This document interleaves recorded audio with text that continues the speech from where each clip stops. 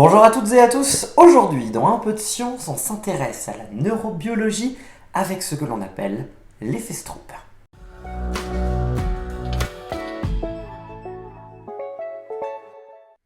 L'effet Stroop désigne en neurosciences une interférence entre une tâche principale et un processus cognitif interférent. Je vous propose de passer ce que l'on appelle le test de Stroop, qui doit son nom au psychologue américain John Ridley Stroop, qui l'a présenté pour la première fois en 1935 dans la revue The Journal of Experimental Psychology.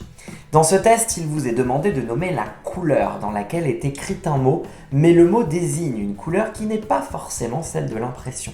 Par exemple, le mot jaune peut être écrit en bleu. N'hésitez pas à mettre sur pause pour vous entraîner et faites-en profiter votre famille.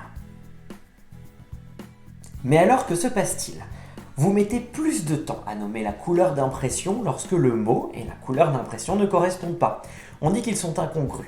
Ceci est dû au fait que vous lisez automatiquement le mot. Vous avez du mal à vous concentrer uniquement sur la couleur d'impression du mot sans le lire. Cet effet Stroop est un effet totalement normal chez des personnes qui ont acquis la lecture. Le test de Stroop est donc utilisé pour savoir si la lecture est acquise par un enfant.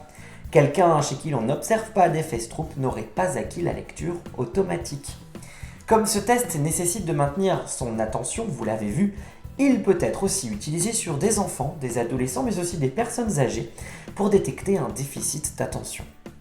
Voilà, j'espère que vous en savez un petit peu plus. Nous on se retrouve bientôt. D'ici là, portez-vous bien. Ciao!